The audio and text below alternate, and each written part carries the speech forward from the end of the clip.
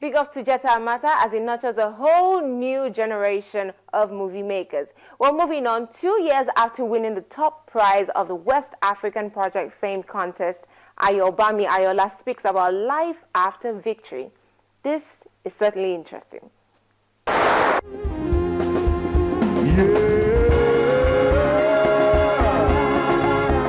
In 2012, Ayobami Ayoola made a grand entrance into the Nigerian mainstream music scene when he picked up the coveted Project Fame Prize for music. What many didn't know is this is a prize for his perseverance.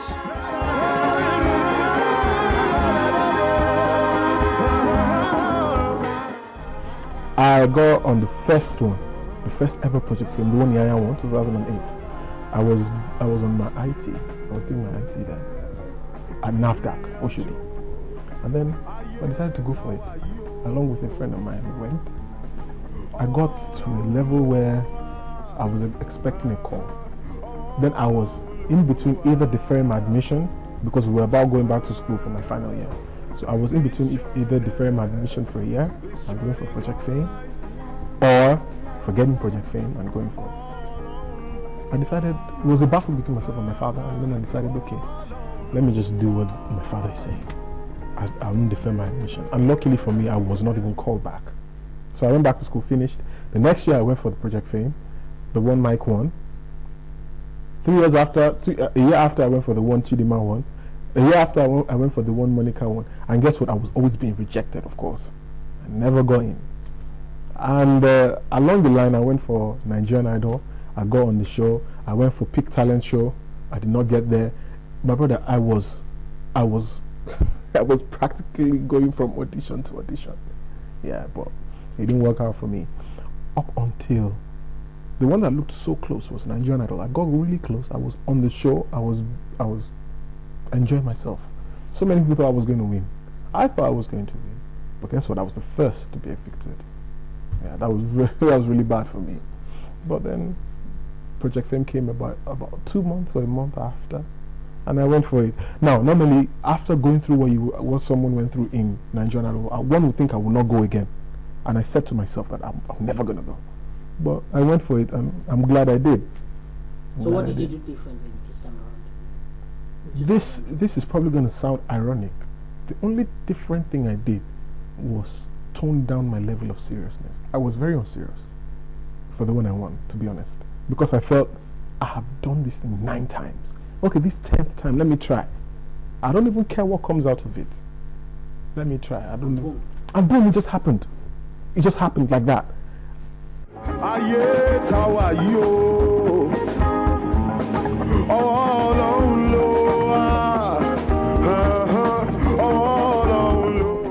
I was shocked, no doubt. Anyone would be shocked. Maybe because I looked at the long-term goal of winning this show, yeah. But then I also decided to take it one step at a time. That was my logo. One step at a time, my watchword. So I'll take it 1 week at a time. All right, I don't want to be evicted this week, and I will escape eviction. The next week comes, I don't want to be evicted this week. So it got to the final week, and my expectations changed. All right, if I can win this thing, it's fine. And then I don't even understand. Now I was serious for 4 years, nothing came out of it. Now the most serious time I won it. Is that saying something? I don't understand.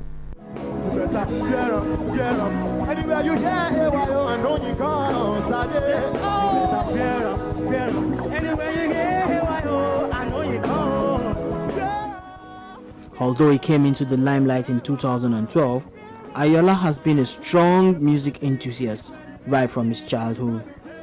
The biochemistry graduate came in contact with music when he joined a church choir led by his father.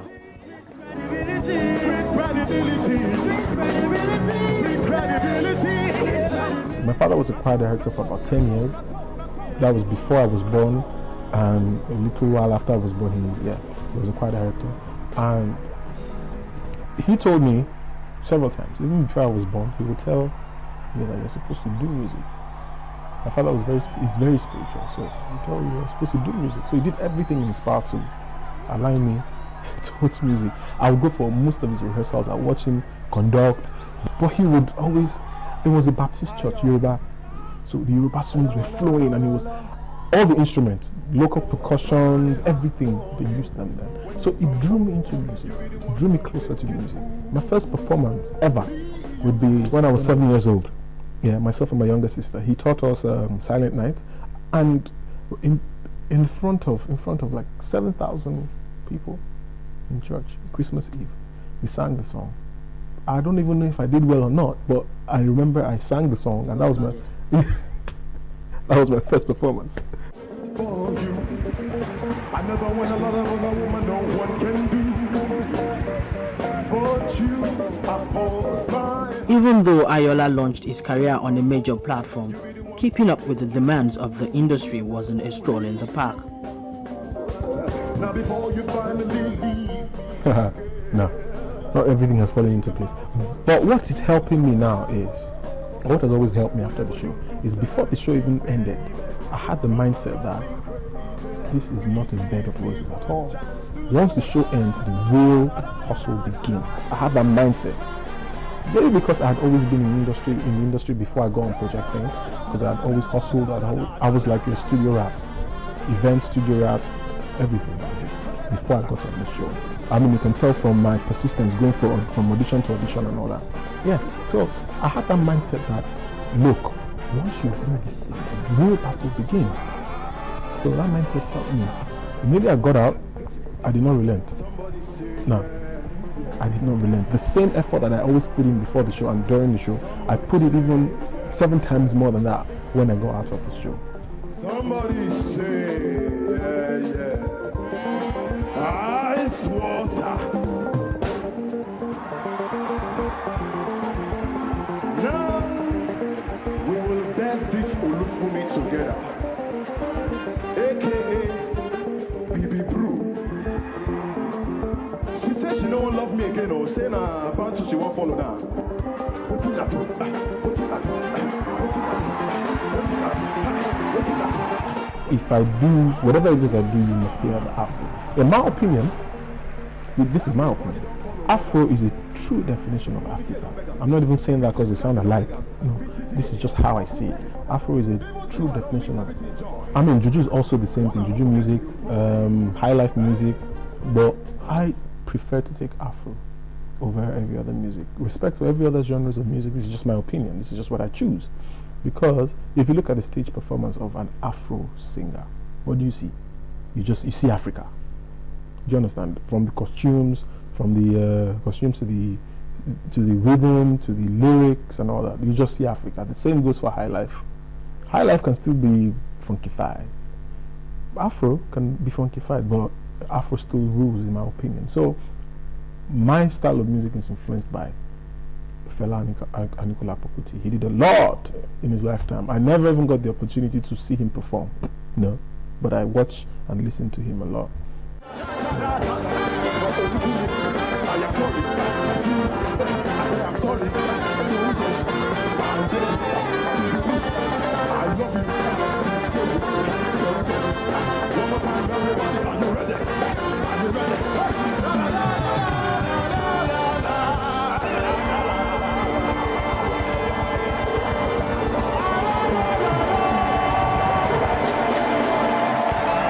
His love for the art has also seen him delve into a little bit of acting. He has taken up roles in successful television soaps, including Echoes and Tinsel. Acting, you know when you always had something at the back of your head that I can act, I just never did, I just never tried. That was going on for years in my head. I would watch something and say, I can do this now. As a child, I can do this. One day I will. And then, out of boredom, nothing was happening in my life. Music wasn't popping off. Nothing was nothing seemed right. I saw on TV, audition for so, and I just went. Reluctantly. I got there.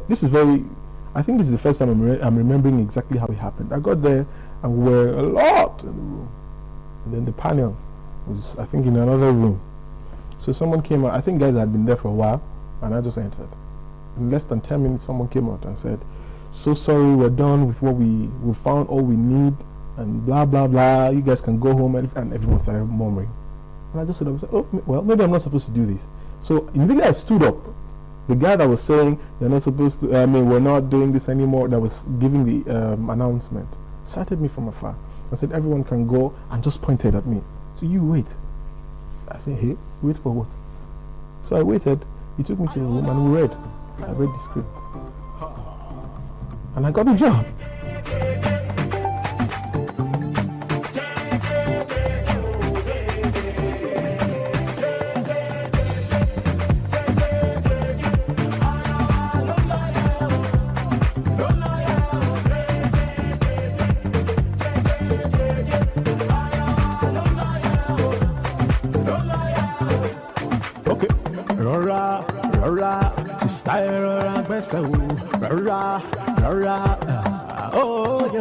As a singer, you're an actor. Let me tell you something. If you're angry or if someone pissed you off 5 minutes before your show and you get on the show, nobody must know you're pissed off. You will dance like your life had changed forever for good. You will forget that after your performance, you get back and deal with your business. You understand? So we're actors as it is. And so this young Afrocentric music enthusiast begins a career in an industry that is filled with uncertainties. He has written his opening chapters in gold, and that is more than a good start.